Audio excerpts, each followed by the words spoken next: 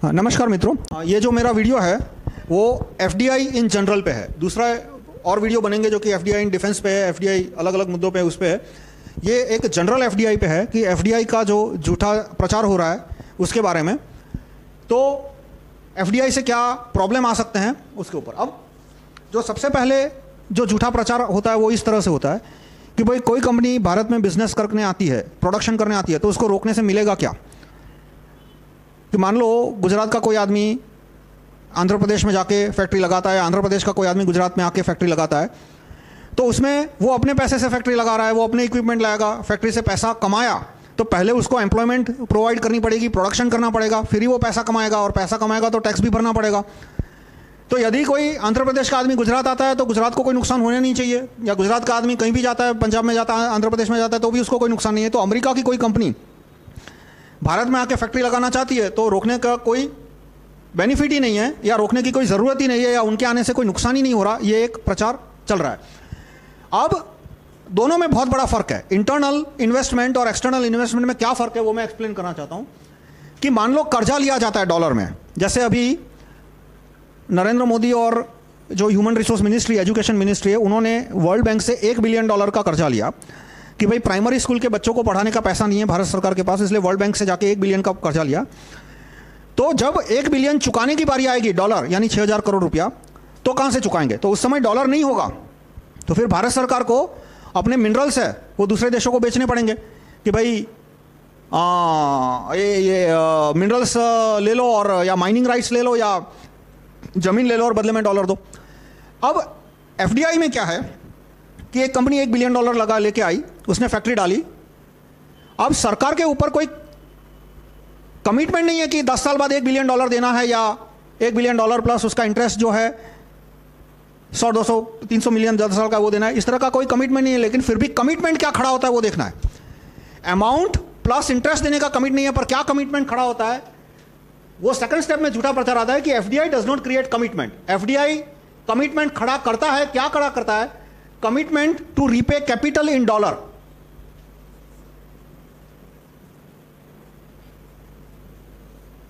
ये कि जो कंपनी भारत में आई उसने जो प्रॉफिट किया, या तो वो प्रॉफिट जब वो भारत के बाहर ले जाना चाहती है तब उतना डॉलर रिजर्व बैंक को लाके देना पड़ेगा। ये कमिटमेंट गवर्नमेंट दे रही है। यदि ये कमिटमेंट नहीं दे रही है तो मुझे भी एफडीआई से कोई एतराज नहीं है, पर जैसे ही तुम कमिटमेंट निकालने की बात करो तो प्रो एफडीआई लोग हैं, फिर वो आम आदमी पार्टी के हो या कांग्रेस के हो, वो तुरंत चिल्लाने लगते हैं कि नहीं सरकार को कमिटमेंट तो देना ही चाहिए, या बीजेपी के हो, नरेंद्र मोदी के भक्त हो, कि नहीं सरकार को कमिटमेंट तो देना ही चाहिए कि जब डॉलर उसको वापस ले जाना है तब आरबीआई उसको फॉरेन डॉलर ला के दे। अब जो कमिटमेंट उस दिया है उस समय जब डॉलर नहीं हुए तो वही परिस्थिति आ जाएगी जो कि कर्जे में आती है कि सरकार को अपने मिनरल्स बेचने पड़ेंगे, सरकार को सारे जो इंफ्रास्ट्रक्चर है, फिर बैंक है, स्टेट बैंक है, जो भी बैंक है वो सारे बैंक बेचने पड़ेंगे, मतलब वो सारे बैंक विदेशों को देने पड़ेंगे। अब एग्जांपल मैं देता हूं कि सपोज लॉकहीड यूएसए इंडिया में आती है, तो पहले एक सब्सिडरी खोलेगी लॉकहीड इंडिया, जैसे कोका कोला इंडिया है, तो एक सब्सिडरी उसको खोलनी पड़ेगी, वो तो माइनर इशू है। अब उसने लॉकहीड यूएसए ने $100 मिलियन भेजा जमीन खरीदने के लिए, इक्विपमेंट खरीदने के लिए, इंस्टॉलेशन के लिए, तो वो $100 मिलियन आरबीआई में जमा होंगे। जितने भी फॉरेन एक्सचेंज ट्रांजैक्शन होते हैं उसमें आरबीआई या एसबीआई कोई इंडियन बैंक है वो बीच में आती है। डॉलर है वो सीधे इंडिया नहीं आते कभी, पहले उसको जमा करने पड़ते हैं आरबीआई के साथ। आरबीआई बदले में 6000 करोड़ रुपया देगी, मान लो $1 का दाम 60 रुपये है। तो अब कमिटमेंट क्या खड़ा हुआ कि जिस दिन लॉकहीड ने मान लो दूसरे दिन कहा कि भाई हमें बिजनेस नहीं करना है और 6000 करोड़ आरबीआई को दिए, तो आरबीआई को $100 मिलियन लाके देने पड़ेंगे। फिर मान लो लॉकहीड ने जमीन खरीदी, वो जमीन 2-3 साल बाद बेची, 6000 करोड़ की जमीन यदि 4000 करोड़ में गई तो लॉकहीड को नुकसान गया। लेकिन यदि वो जमीन 8000 करोड़ में गई तो अब 8000 करोड़ का जो डॉलर है वो आरबीआई को देना पड़ेगा, क्योंकि कैपिटल गेन्स है वो रिपेट्रिएबल है।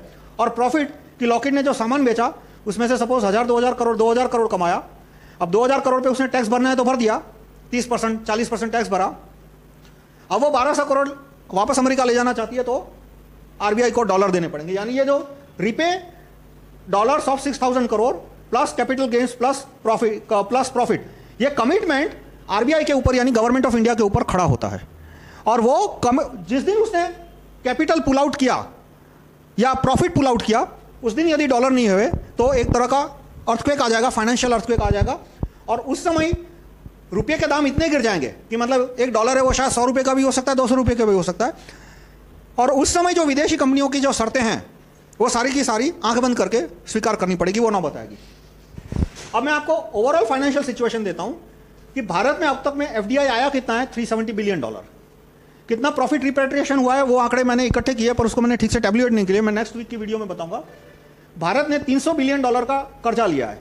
ये कर्जा भी सूद के साथ चुकाना है। ये सूद के साथ कितना होगा मुझे नहीं पता, पर अप्रोक्सीमेटली 5% सूद मान ले तो $315 बिलियन जितना हो जाएगा। और अभी हमारे पास फॉरेन एक्सचेंज कितना है, $300 बिलियन का रिजर्व्स, यानी मैसिव कैपिटल पुल आउट होता है। तो और दाम मान लो कम भी हो जाता है, क्योंकि बड़े पैमाने पे यदि कैपिटल पुल आउट होता है तो ये $370 बिलियन की प्रॉपर्टी मान लो डिसाइड किया उन्होंने कि 1 महीने के अंदर बेचनी है, तो इनको 370 नहीं मिलेगा, 370 नहीं मिलेंगे, 300 ही मिलेंगे, क्योंकि दाम कम हो जाएंगे। तो भी सारा फॉरेन एक्सचेंज रिजर्व खत्म हो जाएगा, तो कर्जा चुकाने के लिए $1 नहीं बचेगा। यहां तक कि जो बरोज की खाने का जो इंपॉर्टेंट चीजें जैसे दवाइयां हैं, पेट्रोल है, मशीनरी है, स्पेयर पार्ट्स है, वो इंपोर्ट करने के लिए भी $1 नहीं बचेगा। तो ऐसी हालत में यदि मान लो मशीनरी इंपोर्ट करने के लिए पैसा नहीं है तो सारी फैक्ट्रियां एक के बाद एक बंद हो जाएगी। दवाइयों को इंपोर्ट करने के लिए पैसा नहीं है तो सरकार की बहुत बड़ी बदनामी होगी। प्लस मिलिट्री के जो इक्विपमेंट है उसके स्पेयर पार्ट इंपोर्ट करने की यदि $1 नहीं बचे तो मिलिट्री भी तकलीफ में आ जाएगी। पेट्रोल इंपोर्ट करने के लिए $1 नहीं है, 75% पेट्रोल हमारा इंपोर्ट होता है, जितना हम पेट्रोल यूज करते हैं उसका कुछ 70-75% आज इंपोर्ट होता है। तो ट्रांसपोर्टेशन में बहुत बड़ी तकलीफ आएगी, यानी पूरा देश ठप हो जाएगा। और सरकार को अपनी इज्जत बचाने के लिए, नाक बचाने के लिए, अपनी टंगड़ी ऊंची रखने के लिए विदेशों की सारी शर्तें माननी पड़ेगी, जो कि 1999 में करके दिखाया। जो भारत के लोग IMF वर्ल्ड बैंक में जाने से मना कर रहे थे, WTO में जाने से, 1991 में फॉरेन एक्सचेंज की क्राइसिस खड़ी कर दी और उसके बाद WTO की सारी शर्तें एक के बाद एक माननी पड़ी।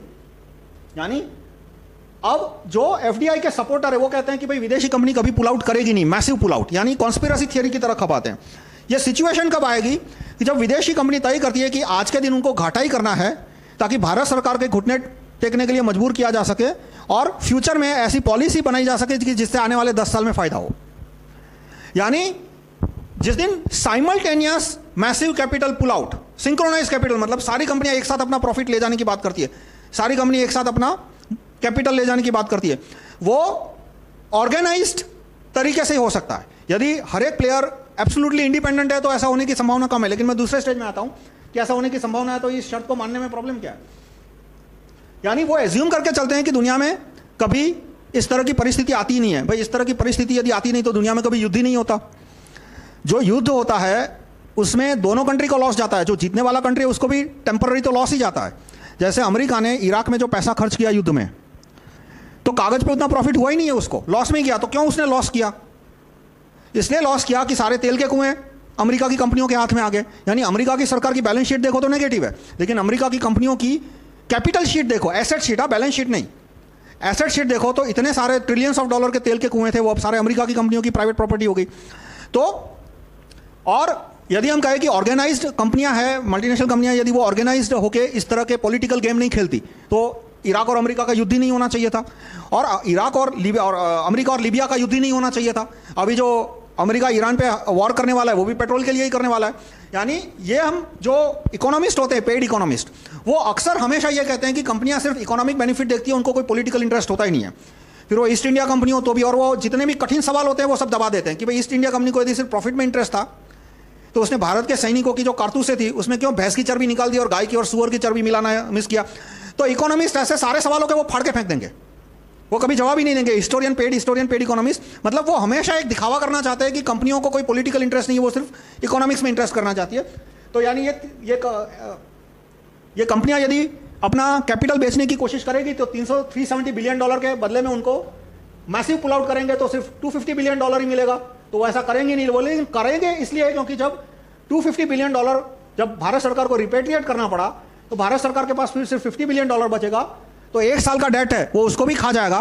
तो बाद में भारत सरकार के ऊपर $200 बिलियन का डेट होगा, रिजर्व प्रैक्टिकली जीरो हो जाएगा, पेट्रोल मंगाने के भी पैसे नहीं बनेंगे, और उस समय भारत सरकार को घुटने टेकने पड़ेंगे, सारी शर्तें माननी पड़ेगी। तो अब इसका उपाय क्या है? मतलब ये एफडीआई का भय स्थान है। पहले तो एफडीआई के नाम पे आम आदमी पार्टी के कार्यकर्ता, कांग्रेस के कार्यकर्ता और नरेंद्र मोदी के भक्त तीनों एक झूठा प्रचार कर रहे हैं कि एफडीआई में सरकार की कोई रिस्पॉन्सिबिलिटी खड़ी नहीं होती। वो झूठ है। सरकार का यह कमिटमेंट बन जाता है, जैसे कोई आदमी डॉलर लेके आया कि उसको प्रॉफिट कैपिटल और कैपिटल गेंस उसको के बदले में उसको डॉलर लाने देंगे, जो कि मैंने जो वीडियो के बिगनिंग में गुजरात और आंध्र प्रदेश का एग्जांपल दिया उसमें ये नहीं होता।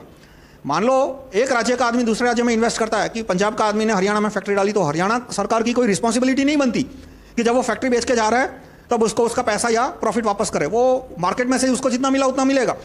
यानी पंजाब का आदमी यदि हरियाणा में इन्वेस्ट करता है या हरियाणा का आदमी पंजाब में इन्वेस्ट करता है तो सरकार को टांग नहीं अड़ानी चाहिए, क्योंकि सरकार को कोई लायबिलिटी तो बनती नहीं है। जबकि यहाँ पे गवर्नमेंट की लायबिलिटी बनती है और गवर्नमेंट की है वो सोसाइटी की लायबिलिटी बन जाती है। तो मेरे एफडीआई आने के लिए मैं क्यों विरोध कर रहा हूं? क्योंकि मेरी लायबिलिटी बन रही है। मेरी क्या लायबिलिटी बन रही है कि भाई जिस दिन लॉकहीड इंडिया को डॉलर वापस ले जाने पड़ेंगे तब मुझे डॉलर ला के देने पड़ेंगे।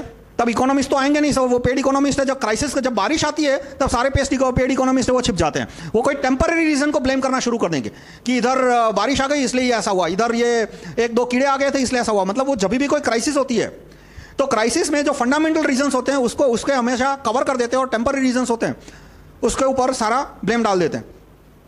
तो डॉलर देने का कमिटमेंट मुझे नहीं देना, इसलिए एफडीआई का विरोध करो। अब डॉलर देने के कमिटमेंट के बिना कोई कंपनी आ रही है तो मुझे कोई प्रॉब्लम नहीं है। मतलब जो भी कंपनी $100 बिलियन आरबीआई में देती है, आरबीआई उसको लिख के दे दे कि जिस दिन तुमको पैसा वापस डॉलर वापस ले जाना पड़ेगा, डॉलर तुमको खुद लाना पड़ेगा। कैसे लाएंगे वो मैं चाइना का एग्जांपल देता हूं। आरबीआई तुमको $1 नहीं देगी। कि चाइना ने बिगिनिंग में जब एफडीआई अलाउ की तो पहले तो चाइना को फेवरेबल टर्म्स क्यों मिली, कंडीशन क्यों मिली? क्योंकि 1972 में चाइना ने यह धमकी दी थी कि यदि अमेरिका ने हमें फेवरेबल कंपनी कंडीशंस नहीं दी तो हमारे पास जो न्यूक्लियर वेपन्स है, केमिकल वेपन्स है, बायोलॉजिकल वेपन्स है, हम सऊदी अरेबिया को बेच देंगे। तो पूरा इजराइल टेंशन में आ गया। अमेरिका के अंदर जूइश लॉबी है, वो काफ़ी पावरफुल है और प्रोडक्टिव भी है। ऐसा नहीं है कि सिर्फ वो प्रपंच करते हैं, उनके पास बहुत अच्छे डॉक्टर है, बहुत अच्छे वैज्ञानिक है, बहुत अच्छे मतलब मैथमेटिशियंस है। वो बहुत प्रोडक्टिव लोग हैं और प्रोडक्टिव लोग हैं इसलिए वो इतने पावरफुल भी है। लेकिन टेंशन में तो आ गए, इसलिए उन्होंने निक्सन और किसिंजर है वो निक्सन का सेक्रेटरी था, मतलब बोल सकते हो उसको डिपार्टमेंट ऑफ स्टेट्स, यानी उसका होम मिनिस्टर के इक्विवेलेंट हुआ। किसिंजर का होम मिनिस्टर उस समय, निक्सन का होम मिनिस्टर किसिंजर था। किसिंजर भी ज्यूइश है। वो टेंशन में आ गए कि भाई इस तरह से यदि चाइना ने सचमुच एटॉमिक बॉम्ब सऊदी अरेबिया को दे दिया तो हम तकलीफ में आ गए। इसलिए उन्होंने एक बहाना निकाला कि रूस को पछाड़ने के लिए हमें चीन को मजबूत करने की जरूरत है। इसलिए उन्होंने चीन को टेक्नोलॉजी देनी शुरू की, कंज्यूमर गुड्स की, हर तरह की। पर असल में चीन है वो एक न्यूक्लियर ब्लैकमेलिंग कर रहा था, इसलिए उसको फेवरेबल कंडीशन मिली। लेकिन जब विदेशी कंपनियां अमेरिका में गई धंधा करने के लिए तो चाइना ने कंडीशन रखी कि रिपेट्रिएशन वाया एक्सपोर्ट्स ओनली। यानी लॉकहीड ने 6000 करोड़ रुपए दिए, उसने कुछ माल इंडिया में बेचा, कुछ माल विदेश में बेचा। अब उसने प्रॉफिट किया मान लो 1000 करोड़ का। अब 1000 करोड़ उसको रिपेट्रिएट करना है, तो वो 1000 करोड़ तभी रिपेट्रिएट कर पाएगा जब उसने 1000 करोड़ के इक्विवेलेंट डॉलर का एक्सपोर्ट किया है। यानी जितना उसने एक्सपोर्ट किया है उतना उसको डॉलर वापस ले जाने को मिलेगा।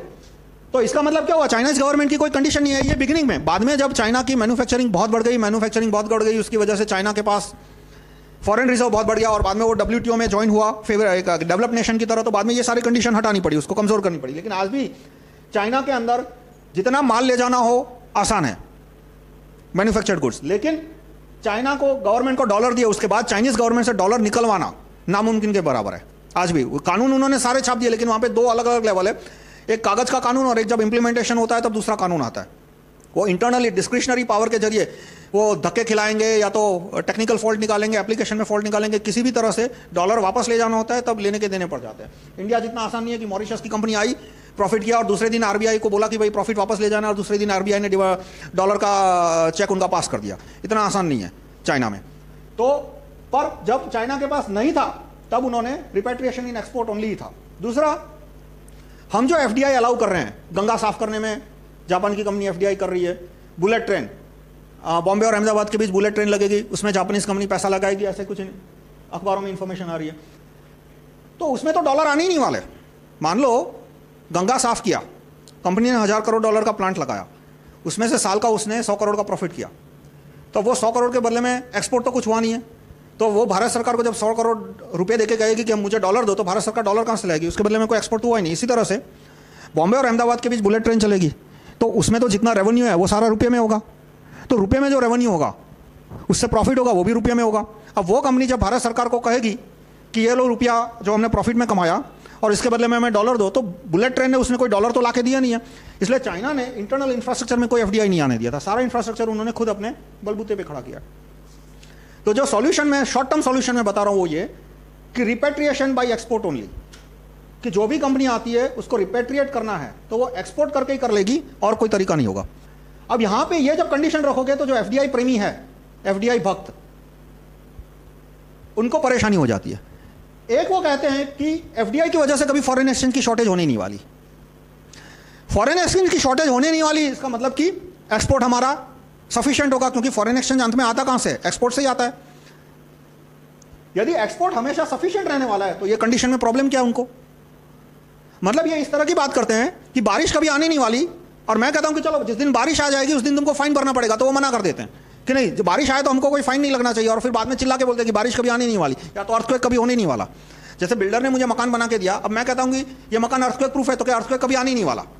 भाई अर्थक्वेक कभी आने नहीं वाला तो मैं कंडीशन रखता हूं कि जिस दिन अर्थक्वेक आया और उस दिन मकान टूट गया तो तुम्हें मुझे 10 लाख देने पड़ेंगे, तो वो कंडीशन मानने से मना कर रहा है, यानी अर्थक्वेक का भय उसके माइंड में है, वो झूठ बोल रहा है जब वो कहता है कि अर्थक्वेक आने नहीं वाला। इस तरह से एफडीआई के प्रेमी जो है वो कहते हैं कि फॉरेन एक्सचेंज की क्राइसिस कभी आने नहीं वाली। क्राइसिस आने नहीं वाली, इसका मतलब कि हमारा एक्सपोर्ट हमेशा मजबूत रहेगा, तो एक्सपोर्ट मजबूत रहेगा तो repatriation by export only condition में उनको क्या प्रॉब्लम है? यानी ये कंडीशन मानने से वो मना कर रहे हैं, उससे साफ पता चलता है कि ये भाई उनको भी सता रहा है, वो झूठ बोल रहे हैं जब ये कहते हैं कि रिपेट्रिएशन की क्राइसिस कभी होने नहीं वाली। अब वो क्यों झूठ बोल रहे हैं? क्योंकि उनके नेता की बदनामी होगी। मान लो आज कोई नरेंद्र मोदी का भक्त कहे कि भाई गंगा साफ करने में एफडीआई नहीं आनी चाहिए, तो उनके उसके नेता की बदनामी होगी, क्योंकि वो तो नरेंद्र मोदी तो एफडीआई को प्रमोट कर रहे हैं गंगा साफ करने में, या बुलेट ट्रेन में, या डिफेंस में, या हर जगह पे। तो अपने इसी तरह से आम आदमी पार्टी के कार्यकर्ताओं की हालत बिगड़ी हुई है, क्योंकि उनके नेता भी मॉरिशस रूट को सपोर्ट कर रहे हैं। मॉरिशस में भारतीयों का जो पैसा आ रहा है सिर्फ उसी का विरोध हो रहा है। जो रॉथस्चाइल्ड पैसा ला रहा है लीगली, क्योंकि अभी तो कानून है मॉरिशस रूट में, तो रॉथस्चाइल्ड का पैसा जो आ रहा है वो लीगली आ रहा है। ब्रिटेन की रानी का पैसा जो आ रहा है मॉरिशस रूट के द्वारा वो भी लीगली आ रहा है। उसके ऊपर टैक्स डालने की बात ना कोई बीजेपी का नेता बोल रहा है, ना कांग्रेस का नेता बोल रहा है, ना आम आदमी पार्टी का नेता बोल रहा है। तो अब कार्यकर्ता इस बात को भी क्यों सपोर्ट कर रहे हैं? क्योंकि यदि वो अपोज करते हैं, मान लो मॉरिशस रूट का विरोध करते हैं, तो वो तुरंत प्रॉब्लम आ जाएंगे कि भाई अभी तो तुमने बोला वोट फॉर अरविंद केजरीवाल या वोट फॉर नरेंद्र मोदी तो, और वो या वोट फॉर सोनिया गांधी, तो ये तीनों तो एफडीआई मॉरिशस रूट को सपोर्ट कर रहे हैं। तो ये अंधभक्तों की एक प्रॉब्लम हो जाती है कि उनके नेता जो भी मंत्र बोले वो मंत्र उनको बोलने पड़ते हैं, वो मंत्र उनको अच्छे लगे या ना लगे, और इसलिए वो अब ये कंडीशन सुन के परेशानी में आ जाते। तो ये एक शॉर्ट टर्म सॉल्यूशन है। लॉन्ग टर्म सॉल्यूशन क्या है? लॉन्ग टर्म सॉल्यूशन ये कि भारतीयों को डॉलर रखने की छूट दी जाए। अभी देखो प्रॉब्लम क्या है कि एक भारतीय है, वो अमेरिका गया, वो अमेरिका का सिटीजन बन गया, अब वो भारत में $100 मिलियन लेके आता है, तो गवर्नमेंट ऑफ इंडिया उसको कहती है कि हाँ जिस दिन तुमको $100 मिलियन वापस ले जाना है तुम ले जा सकते हो। लेकिन कोई भारत का सिटीजन है, वो अमेरिका गया, अमेरिका कमा के उसने भारत की सिटीजनशिप नहीं छोड़ी, वो $100 मिलियन लेके वापस भारत आ गया। अब भारत की सरकार उसे कहती है कि तू $100 मिलियन वापस ले जाके नहीं ले जा सकता, यानी ले जा सकता है पर उसके ऊपर मतलब जो भारतीय खुद अपने एक्सपोर्ट के द्वारा डॉलर कमा रहा है उसके ऊपर ढेर सारी रिस्ट्रिक्शन है, और कोई विदेशी डॉलर लेके आ रहा है तो उस पर कोई रिस्ट्रिक्शन नहीं है। तो ये सारे कानून सिमेट्रिकल करने चाहिए, यानी विदेशियों के ऊपर जितनी रिस्ट्रिक्शन है भारतीय के ऊपर सिर्फ उतनी ही रिस्ट्रिक्शन होनी चाहिए। यदि सारी रिस्ट्रिक्शन रखनी है तो विदेशी के ऊपर भी रख दो जितनी यदि पॉसिबल है। जैसे कि गुजरात में एक कानून है कि गुजरात का रहने वाला शराब नहीं पी सकता, लेकिन कोई एनआरआई आता है तो उसको पासपोर्ट दिखा के सीधी, मतलब एनआरआई यानी विदेशी सिटीजन, कोई विदेशी सिटीजन आता है अमेरिका का गोरा कोई भी या अफ्रीका का काला, तो उसको फौरन दारू पीने की परमिट मिल जाती है। तो ये कानून नहीं होना चाहिए। जो कानून विदेशी के लिए है वही कानून भारतीय के लिए। और चलो दारू तो छोटी बात है, मतलब दारू तो लोग इलीगली भी पी सकते हैं, लेकिन $100 मिलियन का कारोबार कोई इलीगली नहीं चला सकता। तो जो फाइनेंशियल रूल और जो फाइनेंशियल लिबर्टी फॉरेन सिटीजन के लिए एग्जैक्टली वही फाइनेंशियल लॉज इंडियन सिटीजन के लिए होने चाहिए। अब जब भारत के लोगों को डॉलर रखने की छूट देंगे तो एक इशू आएगा कि यदि वो भारतीय है और भारत में रह रहा है तो उसको वेल्थ टैक्स देना पड़ेगा, और उसके ऊपर डॉलर के ऊपर वेल्थ टैक्स लिया जाएगा। डॉलर को हम गोल्ड मान ले, गोल्ड के ऊपर आज वेल्थ टैक्स 1% है। यदि आपके पास 10 तोले से ज़्यादा सोना है और महिला के पास 50 तोले से ज़्यादा सोना है तो उसके पास जितना सोना है उसका 1% उसको वेल्थ टैक्स देना पड़ता है। कोई देता नहीं है वो अलग बात है, पर कानून है कम से कम। और इसी तरह से डॉलर पर वेल्थ टैक्स हो, वो डॉलर रख सके। और इनकम टैक्स एक्ट में एक चेंज हो कि आदमी ने डॉलर कमाया तो उसके इनकम टैक्स लगेगा। वो डॉलर यदि वो आरबीआई को दे देता है तो उस पर इनकम टैक्स नहीं लगेगा, और वो डॉलर यदि वो प्राइवेट मार्केट में बेच देता है किसी को भी, अमेरिकन को, भारतीय को, तो उस पर उसका इनकम टैक्स लगेगा। दूसरा कानून कि जो तुम इंपोर्ट कर रहे हो वो डिडक्टेबल एक्सपेंस नहीं माना जाएगा। यानी कि मैंने $100 की चीज इंपोर्ट की और 6,000 रुपए की, और उसको मैंने 7,000 रुपए में बेचा या 10,000 रुपए में बेचा, तो मुझे 10,000 रुपए पे पूरा मेरी इनकम मान ली जाएगी, और जो 6,000 रुपए की चीज मैंने इंपोर्ट की उस पर मुझे डिडक्शन नहीं मिलेगा, यानी मुझे पूरे 10,000 पे इनकम टैक्स भरना पड़ेगा। तो इस तरह से ये सारे कानून से जो इंडियन सिटीजन है वो लेवल फील्ड में आ जाएगा और उससे फॉरेन एक्सचेंज का बर्डन है वो गवर्नमेंट के ऊपर नहीं रहेगा। अब जो भी आदमी फॉरेन एक्सचेंज के लेके आएगा उसको पता है कि भाई आरबीआई उसको $1 नहीं देने वाली। जिस दिन उसको अपनी फैक्ट्री बेचनी है, जिस दिन उसको प्रॉफिट रिपोर्ट करना, आरबीआई एक ढेला भी नहीं देगी। जो प्राइवेट मार्केट में से एक्सपोर्ट के जरिए मुझे जो ले जाना है वो ले रहा है। और एक्सपोर्ट में और भी रूल बनाने पड़ेंगे कि सोना एक्सपोर्ट नहीं कर सकते, चांदी एक्सपोर्ट नहीं कर सकते, नेचुरल रिसोर्सेस एक्सपोर्ट नहीं कर सकते, या तो उस पर एक्सपोर्ट ड्यूटी लगेगी। लेकिन मैन्युफैक्चर्ड गुड है उसको यदि ले जाना है तो उस पर कोई एक्सपोर्ट ड्यूटी नहीं लगेगी। मतलब वो एक कॉम्प्लिकेटेड, जैसे चाइना में जब था कि रिपेट्रिएशन डॉलर में नहीं हो सकता, तो चाइना में भी गोल्ड एक्सपोर्ट पे बैन है। गोल्ड यदि एक्सपोर्ट करना है तो चाइनीज गवर्नमेंट की परमिशन चाहिए, एक्सपोर्ट ड्यूटी भरनी पड़ी थी। सिल्वर पे बैन है, मेटल्स पे बैन है, बहुत सारे नेचुरल रिसोर्सेज के एक्सपोर्ट है वो फ्रीली अलाउड नहीं है। जैसे चाइना से यदि तुमको कंटेनर भर के मोबाइल फोन ले जाना है तो कोई परमिशन की जरूरत नहीं, लेकिन यदि तुमको कंटेनर भर के तांबा ले जाना है चाइना से तो बहुत सारे रिस्ट्रिक्शंस अप्लाई होते हैं, उसमें एक्सपोर्ट ड्यूटी देनी पड़ती है। वो नेचुरल रिसोर्सेज एक अलग ही चक्र हो जाता है। तो जब मैंने कहा रिपेट्रिएशन बाय एक्सपोर्ट ओनली, तो इसका मतलब होता है repatriation by export of manufactured goods only. ये ध्यान में रखना, ये एक्सपोर्ट है, इसमें मैन्युफैक्चर्ड गुड्स ही आएगा, सोना चांदी तांबा नेचुरल रिसोर्सेज नहीं आएंगे। ये कंडीशन आती है तो फॉरेन एक्सचेंज की क्राइसिस है वो कम हो जाएगी। लेकिन एक फंडामेंटल प्रॉब्लम तो रहता है। फंडामेंटल प्रॉब्लम क्या कि हमारे यहाँ कुछ उत्पादन ही नहीं हो रहा। एक के बाद एक देश है वो भी हमारे चाइना के चुगल में आते जाएंगे, हमारे दुश्मन होते जाएंगे। जैसे श्रीलंका है तो अब पूरा चाइना का सैटेलाइट बन गया। चाइना का सैटेलाइट क्यों बन गया? देखो एक फंडामेंटल चीज़ है कि दुनिया में हर एक देश के लोगों को, फिर वो भारत का हो या अमेरिका का हो या श्रीलंका का हो या भूटान का हो या नेपाल का हो, कोई भी देश का हो, लोगों को मोबाइल फोन चाहिए, डीवीडी प्लेयर चाहिए, टीवी चाहिए, एयर कंडीशन चाहिए, पंखा ट्यूबलाइट चाहिए। और क्यों नहीं चाहिए? मुझे भी चाहिए, आपको भी चाहिए। आप भी अभी यूट्यूब पे देख रहे हो तो पीसी से देख रहे हो, और मैं भी जो कैमरा से रिकॉर्डिंग कर रहा हूँ तो रिकॉर्डिंग करने के लिए मुझे कैमरा चाहिए। तो हर एक आदमी को ये सारे गुड्स चाहिए। अब ये गुड्स चाइना में थोक के भाव बन रहे हैं, हमारे यहाँ नहीं बन रहे। चाइना की कंपनियों के पास टैलेंट है, मेरिट है कि वो रोड बना दे, मोबाइल के टावर रख दे। हमारे यहाँ भारत में शायद ही किसी कंपनी को मोबाइल के टावर लगाने होता है, सब विदेशी काम चलाते हैं, सारे स्पेयर पार्ट विदेशी आए। रोड बनाने की जो सबसे बड़ी कंपनी है लार्सन एंड टुब्रो, वो भी बेसिकली तो विदेशियों ने बनाई है। और उसका अभी मुझे पता नहीं उसका कितना शेयर विदेशियों के पास है, पर एक जमाने में वो 100% विदेशी कंपनी थी, बाद में भारतीयों के हाथ में आ गया। मुझे परसेंटेज डिस्ट्रीब्यूशन उसका पता नहीं है। तो श्रीलंका में चाइना मोबाइल डीवीडी प्लेयर तो बेचता ही है, काफ़ी सस्ते दाम पे बेचता है, लेकिन चाइना में रोड बनाने की सारी कंपनियां चाइनीज़ है। मोबाइल फ़ोन वहाँ पे चाइनीज़ चलाते हैं, वहाँ का पूरा टेलीकम्युनिकेशन नेटवर्क चाइनीज़ चलाते हैं, वहाँ के रेलवे के ब्रिज बन रहे हैं, रेलवे लाइन लग रही है, सब चाइनीज़ कर रहे हैं। शायद श्रीलंका में बुलेट ट्रेन भी आ जाए तो वो भी चाइनीज़ लगा देंगे, ये वहाँ पे ज़रूरत हो और पोटेंशियल लगा दो। तो इसलिए जो मैन्युफैक्चरिंग कैपेबिलिटी है चाइना की, उसकी वजह से आज श्रीलंका है वो पूरा चाइना की साइड हो गया। यही ट्रेंड चलता रहा तो एक दिन भूटान भी चाइना के साइड चला जाएगा, नेपाल भी चाइना के साइड चला जाएगा। तो भूटान के लोगों को भी तो मोबाइल फ़ोन चाहिए, डीवीडी प्लेयर चाहिए, टीवी चाहिए, और क्यों नहीं चाहिए? उनको एसी नहीं चाहिए तो हीटर चाहिए, रेफ्रिजरेटर नहीं चाहिए तो शायद गीज़र चाहिए। तो ये सारी चीज़ें इंडिया में नहीं बन रही, चाइना में बन रही है। अब चाइना ये सारी चीज़ें भूटान से इंपोर्ट करेगा। अभी तो क्या हो रहा है कि चाइना ये सारी चीज़ इंडिया से इंपोर्ट कर रहा है। मतलब भूटान में जो डीवीडी प्लेयर बन रहे हैं, सॉरी भूटान में जो डीवीडी प्लेयर है वो इंडिया से जाते हैं। तो अब इंडिया कहाँ से लाता है? इंडिया है वो चाइना से 1000 रुपये में डीवीडी प्लेयर लाके भूटान में 1200 में बेचता है, 1500 में बेचता है इंडियन ट्रेडर।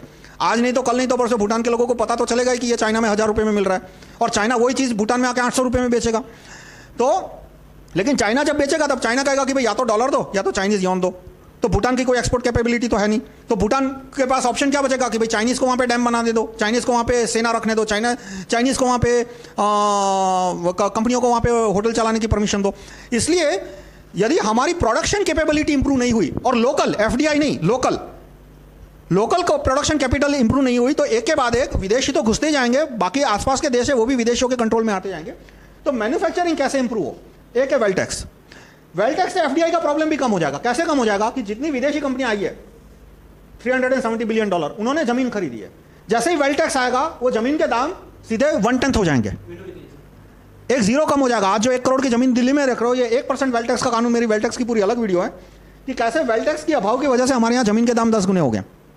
बिल्डिंग का भाव वही रहेगा, ईंट का दाम वही रहेगा, सीमेंट का दाम वही रहेगा, थोड़ा कम होगा, 10-15% कम होगा, लेकिन जमीन का दाम है 1 जीरो निकल जाएगा पीछे से।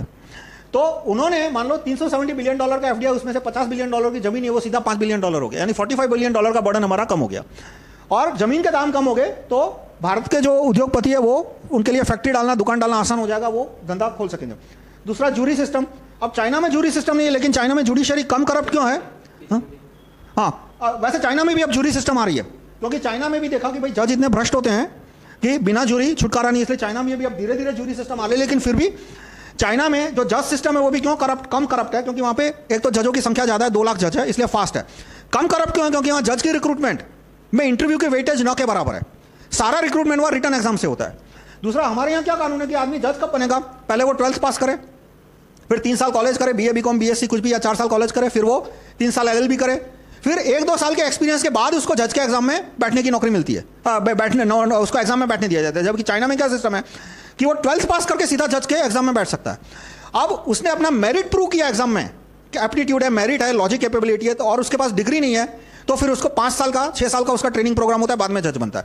यदि मान लो उसने 12 के बाद 3 साल की डिग्री लिया और फिर उसने जज का एग्जाम क्लियर किया, तो उसका जो ट्रेनिंग प्रोग्राम है वो 2 साल का होता है या 3 साल का होता है। मतलब यदि वो 12th पास किया तो सीधा वो जज की नौकरी में बैठ सकता है। यही है कि उसको जज बनने से पहले उसको ट्रेनिंग प्रोग्राम क्लियर करना पड़ता है। उससे होता क्या है कि जो लोअर मिडिल क्लास के लड़के हैं, लोअर क्लास के लड़के, जो मेरिटोरियस लड़के, वो भी वहां पे जज बन पाता है। जबकि यहां पे तो क्या होता है कि स्कूल के बाद यदि कोई आदमी गरीब है तो वो सीधा नौकरी पे लग जाएगा, तो जज बनने के एग्जाम में ही नहीं पहुंच पाएगा। उसके बाद किसी आदमी ने ग्रेजुएशन खत्म किया, वो गरीब है, तो वो भी एलएलबी नहीं करेगा, वो सीधा काम धंधे पे लग जाएगा। तो इस तरह से हमारे यहाँ जुडिशरी में एक तो पहले ये जो सिस्टम है उसकी वजह से एग्जाम में अधिकतर वकीलों के और जज के लड़के बैठते हैं, और थोड़े बहुत मान लो मेरिटोरियस आ भी गए तो इंटरव्यू में सब फिल्टर आउट हो जाते हैं, इंटरव्यू में सिर्फ भाई भतीजावादी होता है। तो चाइना में जुडिशरी फास्ट है और कम करप्ट है, क्योंकि वहाँ रिटर्न एग्जाम से रिक्रूटमेंट होता है, पर उससे भी ज़्यादा बेटर सॉल्यूशन है ज्यूरी सिस्टम। कि ज्यूरी सिस्टम में जो अदालत के अंदर भ्रष्टाचार है वो न के बराबर होता है, उससे बहुत फर्क पड़ता है। जैसे कि चाइना में कोई लेबर डिस्प्यूट होता है तो उसका जजमेंट 2-3 हफ्ते में आता है, इंडिया में कोई लेबर डिस्प्यूट हो तो उसका जजमेंट 3-3 साल निकल जाते हैं। अब ये ज्यूरी सिस्टम है, उसमें भी वही प्रॉब्लम है कि ये सोनिया गांधी, नरेंद्र मोदी, अरविंद केजरीवाल, ये सब ज्यूरी सिस्टम का विरोध कर रहे हैं। आप खुद ही उनको फोन करके पूछ ले यदि मुझ पर भरोसा नहीं होता। और नहीं, मैं तो कहता हूँ मुझ पर भरोसा मत करो, आप खुद ही उनको पूछ लो। इसलिए उनके जितने अंधभक्त है, सोनिया गांधी के अंधभक्त हो या अरविंद केजरीवाल के अंधभक्त हो या मोदी साहब के अंधभक्त हो, वो भी ज्यूरी सिस्टम का विरोध करते हैं। क्योंकि यदि उन्होंने ज्यूरी सिस्टम को सपोर्ट किया तो वो बेचारे मुश्किल में आ जाएंगे कि भाई तुम इसको सपोर्ट कर रहे हो, तुम कहते हो कि ये ज्यूरी सिस्टम अच्छी बात है, तुम्हारा नेता तो इसकी बुराइयां करता रहता है। इसी तरह से वेल्थ टैक्स का है, और राइट टू रिकॉल वगैरह से जो नोडल ऑफिसर है उनकी दादागिरी करप्शन कम होगा, तो इससे भी जो फैक्ट्री चलाने वाला है वो आसानी से फैक्ट्री चला पाएगा। तो ये 3 कानून फैक्ट्री मालिक को मदद करते हैं। DDMRCM, पहले इसका नाम MRCM था, चैप्टर 5, अब इसका नाम DDMRCM है, direct deposit of mineral royalty in citizen account and military. इससे गरीबी कम होगी तो जो उपभोक्ता है, कंज्यूमर है, वो वस्तुएं खरीद पाएगा, तो उद्योगों को बूस्ट मिलेगा। और उसके बाद दूसरे कानून है 300% कस्टम ड्यूटी, कस्टम स्मगलिंग कम हो, उसके लिए right to recall custom chairman, और जितनी कस्टम ड्यूटी आती है उसका 1/3 सारे सिटीजन में बराबर बटे। यानी कि यदि कोई स्मगलिंग से सामान लाता है तो सिटीजन, हर एक आदमी को लगेगा कि साले इसने मुझे नुकसान पहुंचाया, क्योंकि यदि उसने ड्यूटी भरी होती तो ड्यूटी का 1/3 पैसा मेरे खाते में जमा होता। यानी हर एक आदमी स्मगलर को अपना दुश्मन समझेगा। जबकि अभी क्या है कि कोई स्मगलर को दुश्मन नहीं समझता कि भाई उसने तो सरकार को पैसा नहीं दिया ना, मेरा क्या बुरा किया।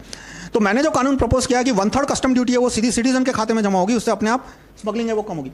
तो ये सारे कानून हैं जो कि हमारी प्रोडक्टिविटी इंप्रूव करते हैं। देखो, कितना भी हाथ पांव मार लो, नारेबाजी कर लो, मुखौटा पहनो या टोपी पहनो या हाथ में झाड़ू घुमाओ या कितनी भी रैली निकालो, नेता की सभा में 5 लाख आते हैं या 50 लाख आते हैं, नेता की कितनी वाहवाही होती है, उससे फैक्ट्री की उत्पादकता नहीं बढ़ती। फैक्ट्री की उत्पादकता तब बढ़ती है जब जो आदमी फैक्ट्री चला रहा है वो इत्मीनान से काम कर सके। आज उसको एक्साइज वाला आके परेशान करता है, पॉल्यूशन कंट्रोल वाला बोर्ड आता है आके परेशान करता है, सब परेशान करता है। अब नेता की मीटिंग में 6 लाख लोग के 12 लाख लोग हो गए तो उससे इसकी प्रॉब्लम कम नहीं होने वाली फैक्ट्री मालिक की। और फैक्ट्री मालिक की प्रॉब्लम कम नहीं होगी तब तक मैन्युफैक्चरिंग नहीं बढ़ेगा, और मैन्युफैक्चरिंग नहीं बढ़ा तो जो भारत की इकोनॉमी है वो आज नहीं तो कल नहीं तो परसों पूरी की पूरी विदेशों के हाथ चली जाएगी। एक मेरा दूसरा वीडियो पूरा इसी टॉपिक पे है कि जब बाबर का आक्रमण हुआ था, बाबर और जो भी है इब्राहिम लोदी और तुर्क मुगल का आक्रमण हुआ था, तब भारतीयों के पास पैसे की कोई कमी नहीं थी। वो तुम आज भी महल देख लो, किले देख लो, मंदिरों में कितना पैसा था उस समय, आज कितना है वो देख लो, तो पैसे की कोई कमी नहीं थी। किला बनाने में कितना लेबर लगा था, महल बनाने में कितना लेबर लगा हुआ होगा, मंदिर बनाने में कितना लेबर लगा हुआ होता। वो लेबर के हिसाब से देख लो तो लेबर की भी कोई कमी नहीं थी, लेकिन तोप नहीं बना पाए।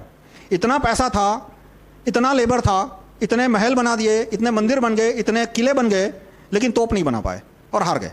क्योंकि तोप बनाने के लिए एक जो सोशल सिस्टम चाहिए या कोर्ट सिस्टम चाहिए वो नहीं थी, इसलिए कोई कारीगर ढंग से काम नहीं कर पाता था।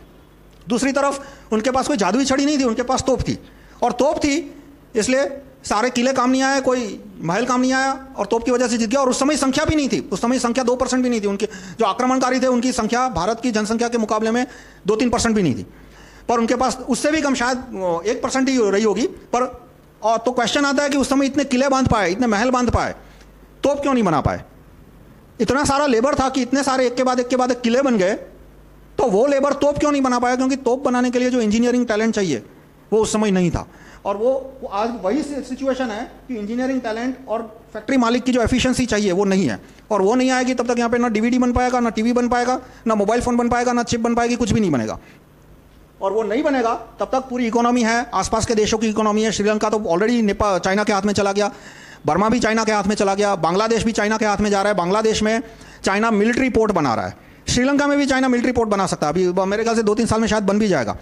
और यही हालत रहा तो नेपाल और भूटान भी चीन के हाथ में जाएगा। यानी एफडीआई का और ओवरऑल सिक्योरिटी का ये सॉल्यूशन है कि इन्हें ये कानून भारत में लाया जाए जिसके द्वारा हमारे फैक्ट्री मालिकों की एफिशिएंसी सुधर सके। ये अंत में मैं एक नई बात कहूँगा जो आज तक नहीं कही, कि आरएसएस के कार्यकर्ताओं, भारत स्वाभिमान ट्रस्ट करता के कार्यकर्ताओं, मोदी भक्तों, इनके साथ बहुत टाइम मत खराब करो, बहुत टाइम बर्बाद हो गया सबका। ये 3 है, और ये कांग्रेस के कार्यकर्ता और आम आदमी पार्टी के कार्यकर्ता, ये 5 लोग हैं, वो नारेबाजी के सिवा और किसी काम के लायक नहीं है। ये दिन रात नारेबाजी करते रहेंगे, टोपी पहनेंगे, झाड़ू हाथ में घुमाएंगे, मुखौटा पहनेंगे, बड़ी बड़ी सभाएं करेंगे, पर भारत में एक भी अच्छे कानून लाने की बात करो तो उनको पसीने छूट जाते हैं। इसलिए ज़्यादा इन लोगों से टाइम बर्बाद करने का पॉइंट नहीं है। मैं क्यों ऐसा बोल रहा हूँ? क्योंकि मान लो कोई आदमी है वो जो कि भारत में अच्छे कानून लाता है, वो बीएसटी की मीटिंग में चला गया या आरएसएस की शाखा में चला गया तो उसका तो टाइम बर्बाद हो गया, और भारत का प्रॉब्लम तो सॉल्व होने नहीं वाला। उसके वो मॉर्निंग वॉक से, जो शाखा की मॉर्निंग वॉक है, या तो नारेबाजी है, या तो झाड़ू पहना, या तो टोपी पहनी, तो उससे तो कोई कानून अच्छा बनने नहीं वाला। तो यदि आपको भारत में अच्छे कानून लाने के भारत में आप अच्छे कानून लाना चाहते हो तो इन 5 वर्ग के लोगों से के साथ ज़्यादा टाइम मत बिगाड़ो। धन्यवाद।